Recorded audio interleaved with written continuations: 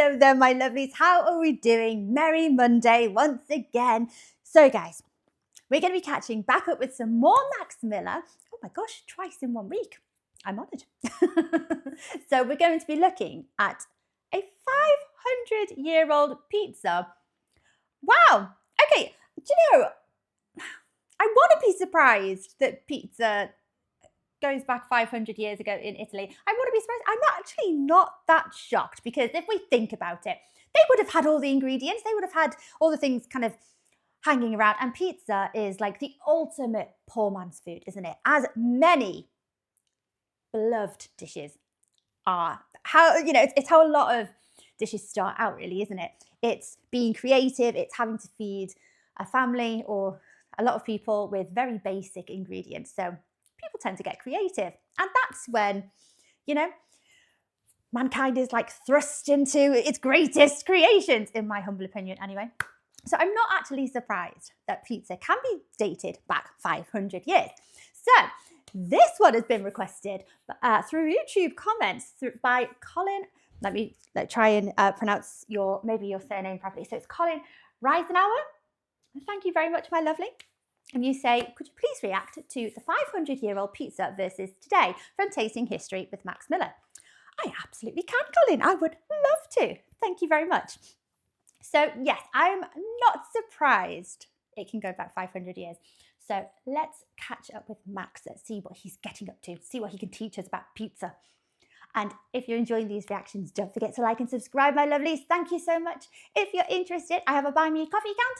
That link is over here. And if you would like to help support my channel any further, I have a Patreon account. And if you want to check that out at all, that link is in the description below. Right. Pop quiz hot shot. Oh! What's the Pope's favorite pizza topping? Oh. I actually don't know. But in 1570, it might have been rosewater and sugar. Oh, rosewater and sugar. Yes, please. Oh, that sounds delicious. Not too sure about on pizza, but you can get dessert pizzas, can't you? Oh. Max Miller, you joker. I was taken back then. Pop quiz hot shot. What do I think the Pope's favourite pizza is? I don't know about the Pope that goes back, 500 years, or what the Pope then would have preferred. Who are we on now? We're on Pope, is it Leo the 14th? I think it's the 14th. I reckon his favourite pizza topping. Ooh. He strikes me as a Florentine kind of guy. Kind of egg, spinach, maybe some olives going on there. Maybe some ham. That's what I think anyway. I have no idea. But it strikes me as, someone a bit thinks outside of the box. Not your typical pizza topping, something a bit more classy. I could be totally wrong. And that's what we're making today. A 16th century Italian pizza served in the papal court, which calls for exactly those ingredients. So thank you to Bright Cellars for sponsoring this video as we slice into the history of pizza, this time on Tasting History. Oh my gosh, just before we move on from his lovely, handsome face, have we got the piranha plant from Super Mario in the background here? I'm starting to think that me and Max have a lot in common. Yes, I'm a big Mario fan. I'm a gamer, a retro gamer, I think. Not so much of a modern gamer. No Call of Duty, unless it's the zombies. Anyway, yes, I recognise that piranha plant a mile away. No Pokemon here, though.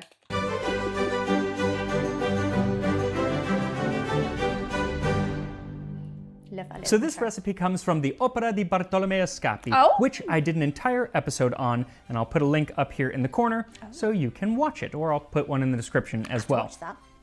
The entire book is filled with recipes that are quintessentially Italian Renaissance, that kind of mixture of sweet and spice that our palate might just be like, what? And this one is no different. Per fare pizza sfogliata ad un altro modo. Another way to prepare flaky pizza.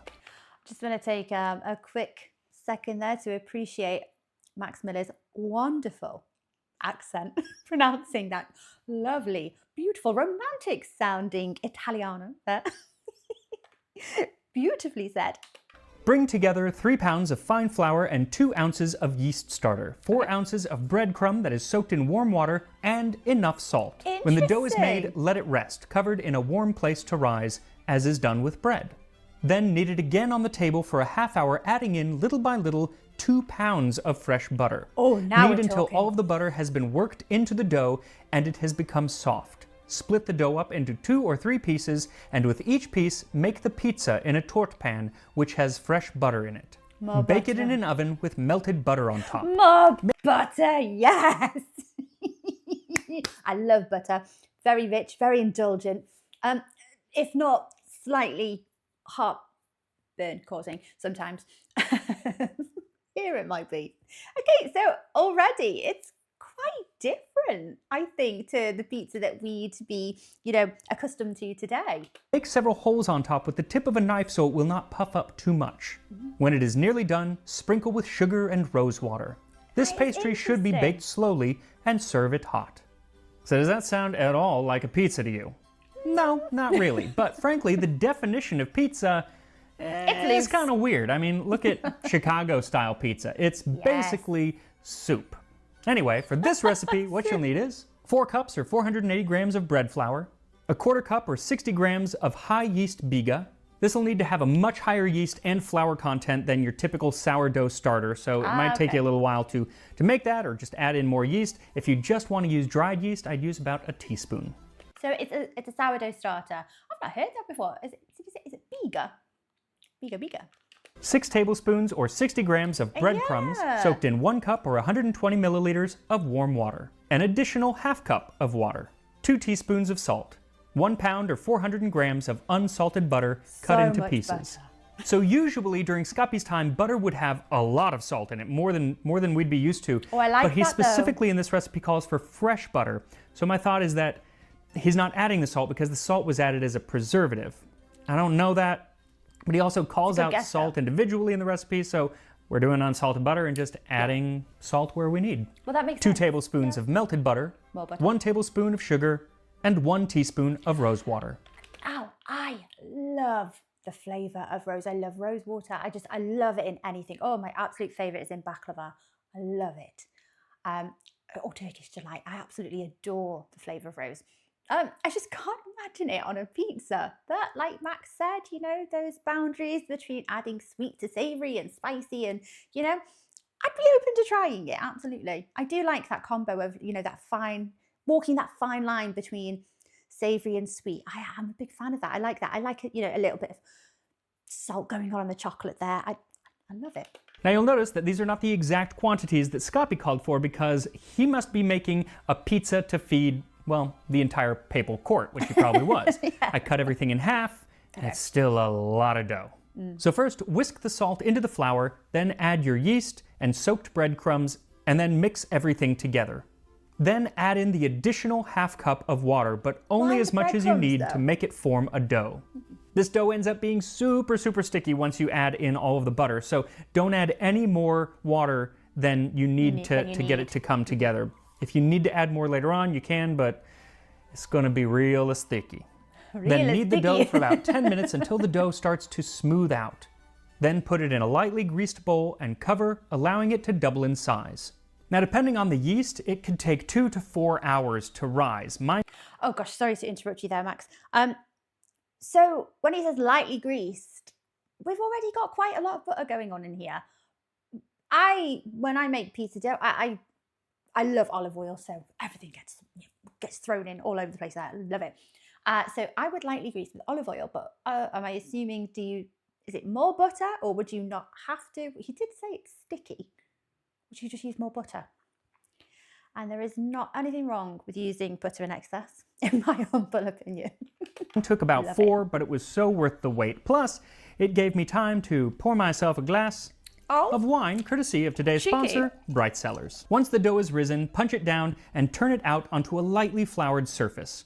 Stretch it into a square or rectangle and scatter a few pieces of butter on top, then fold it over to cover the butter. Then knead it until the butter is fully incorporated. Then do this again, and again, and again, until all of the butter is incorporated. Pro tip, use a stand mixer if you got it. Also, as you add butter into this dough, it is going to get super, super sticky. And if it becomes too sticky to work with, which it probably will at some point, just add some more flour. 1 or 2 tablespoons at a time, just to keep it, in dough form rather than like Pliable. liquid butter form. Fattening. Once all the butter is incorporated and the dough is silky smooth, divide it into 3 pieces, then let it rest, preferably in the refrigerator, for about a half an hour. And while you wait, preheat your oven to 350 Fahrenheit or 175 Celsius. Then butter the bottom and the sides of a large pie or cake pan. It's going to work best if you have one of those false bottom cake pans. It's just easier to get out, but you don't need it. What you do want to use is the biggest frickin' pan that you can find, because See, so Max has greased the tin here with some more butter. So am I right in thinking that earlier, you know, a bit of light greasing, just use butter? I mean, there's so much butter going on here. What harm is a little bit more going to do? Because even halved, which is what I'm doing, this recipe calls for a lot of dough. You can also half what I'm doing, which is a quarter of what Scotty's doing, because, I mean, if you don't have a 10-inch cake pan, which is what I used, I do actually. half it. Once the dough is rested, roll it into discs the diameter of the pan and form the pizza by layering the dough pieces in the pan on top of each other. Then top it all off by brushing on a layer of melted butter. Then, using a knife, poke some holes all over the top to keep it from puffing up too much. I think this is going to be Then set very the pizza rich. on a lined baking sheet and bake for an hour and 15 minutes. Now that is a long bake time, but it's because it's a lot of frickin' dough. But that gives me time to top off my glass of wine A lot of freaking dough. and tell you how we got from this pizza to this pizza. Yes. Why did it change? So when tracking the history of pizza, we really have to figure out where to start, because The fact that Max is carrying on now, just sat there with a glass of red wine. I love it. Cheeky. if your idea of pizza is just some flatbread with stuff on it, then the ancient Greeks, Egyptians, and Indians had pizza. Had it, yeah. But I don't consider naan with some oil on it pizza. In the 6th century BC, Persian soldiers under Darius the Great baked flatbread on their shields and put cheese and dates on top. I love that. Closer, but pizza? Not quite. Yeah, I mean, they didn't call it pizza, and frankly, if you're going to call that pizza, then you have to call pancakes that You have could call a lot of syrup things pizza. and berries on it pizza, and then where do you draw the line? Is tostada a pizza? No, I don't think so. Well, then when does pizza become a thing? Well, the very first mention of pizza using the word pizza comes from 997 in Gaeta, Italy. It was found in a contract between Bernardo, the son of Duke Marino II, and the Bishop of Gaeta. And basically, if Bernardo wanted to use the bishop's mill, then every year on Christmas Day, you and your heirs must pay us 12 pizze. 12 pizzas. And similarly, 12 pizzas and a couple of chickens on the day of Holy Easter of Resurrection. It sounds like a good deal. I'll let you use this as long as you bring me exactly 12 pizzas. No less. Don't know about the chickens though. So even before our papal pizza today, bishops were eating it. Very popular dish amongst the clergy. Now the but first not the common recipe people. for something called pizza comes from 1524 in the Manoscritto Lucano. And then, some years later, in 1570, we have 5 pizza recipes in Bartolomeo Scappi's opera, which we are making one of today. Scappi is also the first mention of that link between Naples and pizza. To prepare a torte with various ingredients called pizza by Neapolitans. Though some of the ingredients include pine nuts, dates, figs, raisins, and cinnamon, none of which are available at Domino's. Maybe at Papa John's, though. Well, pine nuts, pesto, you know, you could stretch it maybe to say, you know, well, pesto, it's one of the ingredients in pesto, maybe. They do sound like it is just kind of treading that fine line between sweet and savoury. Or maybe they did have an equivalent of what we would call like, you know, a sweet pizza, like a dessert pizza, which I'm a very, very big fan of as well. Now that connection between Naples and pizza is very important because Naples is often credited with being the birthplace of what we know as pizza today. But it was not papal pizza like we are making today. It is poor people pizza. It was a food for the poor, or the lazzarone, as Alexandre Dumas said. And he didn't seem to hold them in high regard. But the pizza that they were eating sounds a lot more like what we would know as pizza today. The lazzarone usually eats 2 things, pizza and watermelon. I mean, it's not a bad life. It's 2 of my favourite things. Pizza is round in shape and is kneaded from the same dough as bread. It comes in different widths, depending on the price. A 2-farthing pizza is enough for a man, a 2-penny should fill a whole family. The pizza is with oil, the pizza is with bacon, the pizza is with lard, the pizza is with cheese, the pizza is with tomatoes, the pizza is with small fish. The word pizza has lost all meaning at this point in the video. Now he mentions cheese and tomatoes, and those, I would think, are pretty important to pizza today. And for more on the amazing history of tomatoes specifically, you should watch this video up here, I'll put it in the description, on the history of tomatoes, aka the badass name Wolf Peach.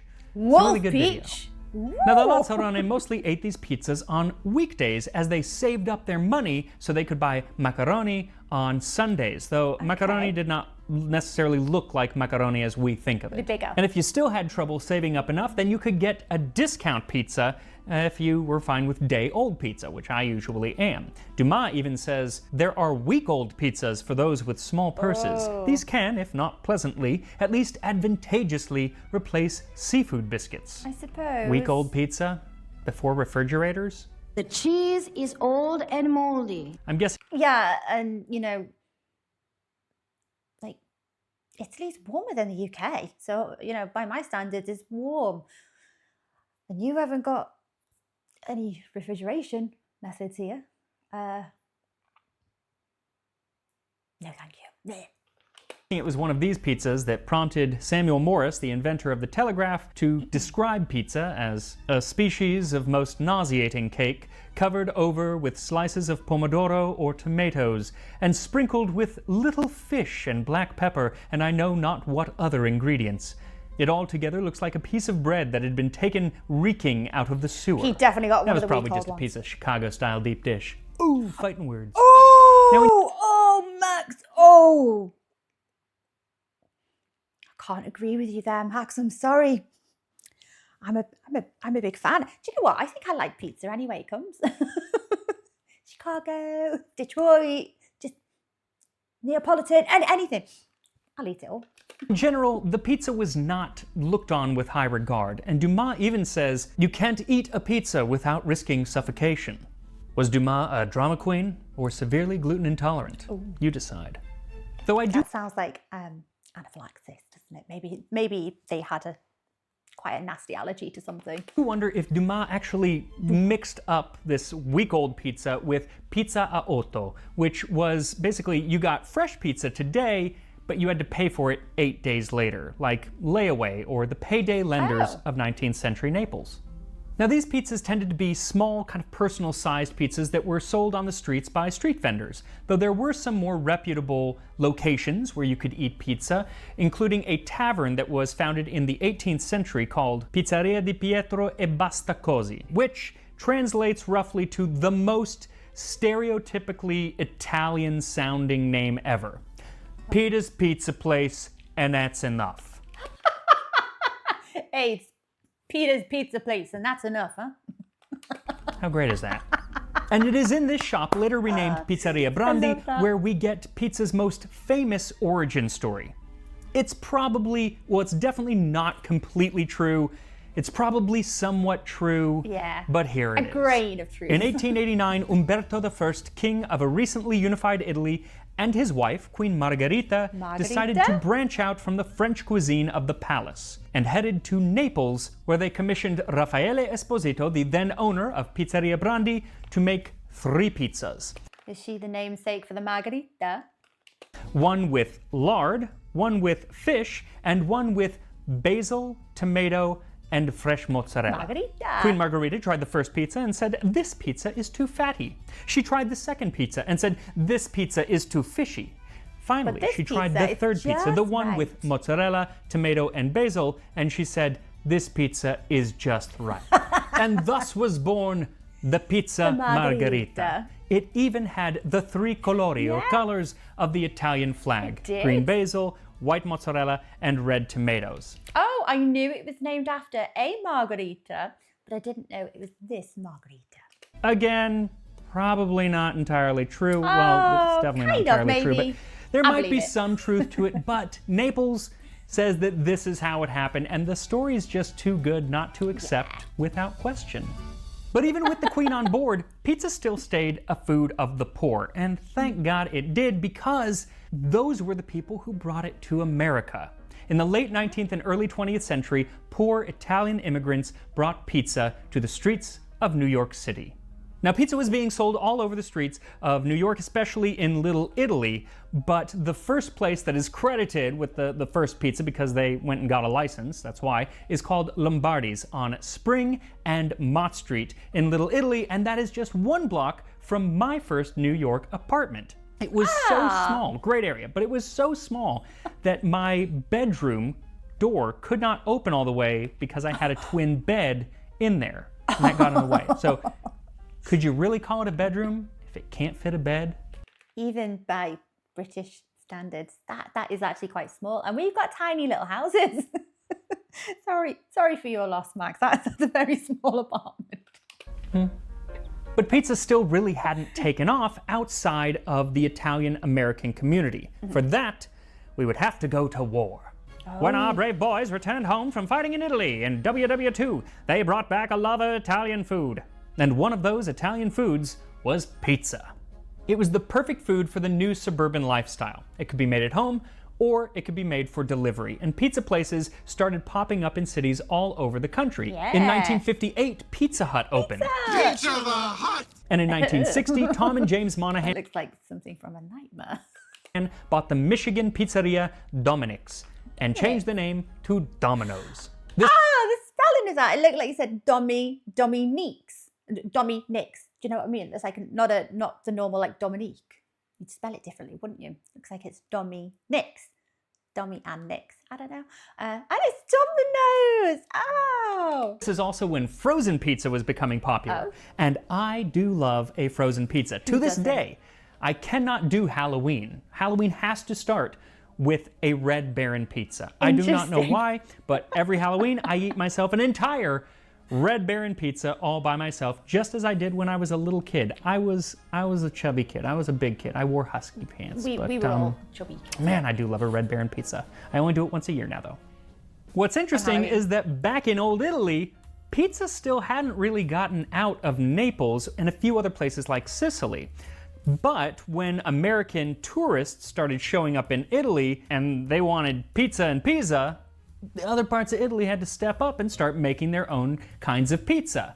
And it didn't go great at first. Some of the country was so bad at mimicking Neapolitan pizza that the city of Naples founded AVPN, or the Associazione Verace Pizza Napoletana, which laid the groundwork for what makes pizza pizza. But Literally the pizza police.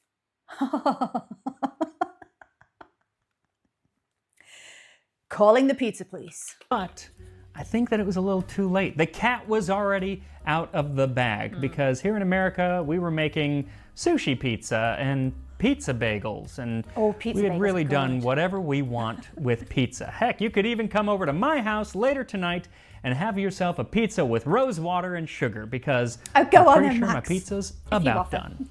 So at 1 hour and 15 minutes, open up the oven and quickly brush on the rose water and sprinkle with sugar. Then let it bake for another 15 minutes or until it's baked all the way through. And then your papal pizza is ready to eat. And here we are, Scoppi's pizza from the Italian Renaissance. Now this is a real pizza work. So, it smells amazing. That is like, it looks like somewhere between a cake and a bread. Like a really well-risen bread. I don't know, I think I was expecting it to kind of collapse in on itself to become like, you know, the base that we all know and think of when we think of pizza today. I mean, it smells like fresh, it kind of smells like croissants. I let it cool. You need to let it cool before you cut into it, because the butter needs so much butter. To firm back up. Here we go. Let's give this a taste. I don't think maybe it overrose, or I'm not sure. It's gonna be fine.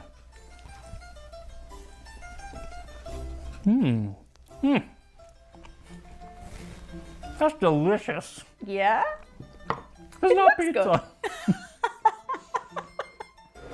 I mean, that's fantastic. The rose is so subtle. I'm gonna just taste some of the top. The rose is so subtle. More rows? 0 on the top. That's wonderful. Wow. I would make it thinner next time. I'd do like a half of my recipe. I really think that that's probably the way to go. This is nice, but oh my God, it's so much bread. You know, we're not gonna eat this. But, is it pizza? I mean, it's called pizza, but I think it would be like if somebody said, hey, are you a doctor? And I said, yes, I'm a doctor. And then they found out I'm a doctor of, you know, like the oboe performance or something like that. I mean, yeah, I'm a doctor, but I'm not a doctor.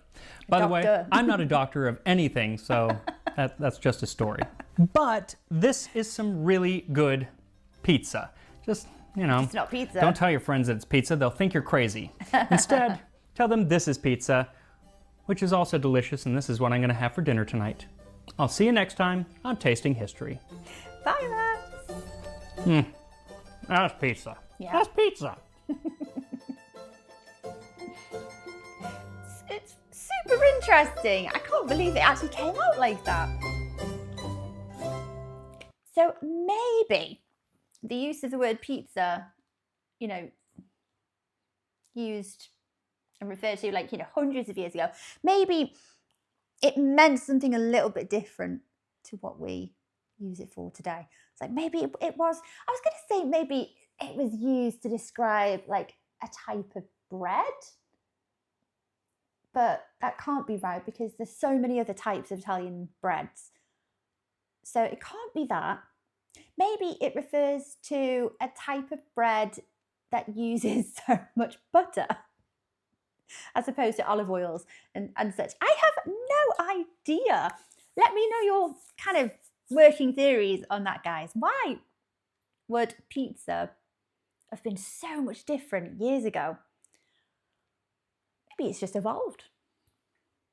Maybe it's evolved to become like more of a snacky food of convenience, you know, to have all those toppings on. But maybe it was more difficult to get all of those kind of toppings on top of something that kind of rises to the level of a cake or a very well-risen bread. Maybe. Not sure. Oh my gosh, Max Miller gets funnier each video that I watch. That cheeky glass of red wine there. Anyway, guys, thank you for watching along with me. I hope you enjoyed watching. So take care of yourselves, my lovelies, and I will see you on the next video. Bye-bye.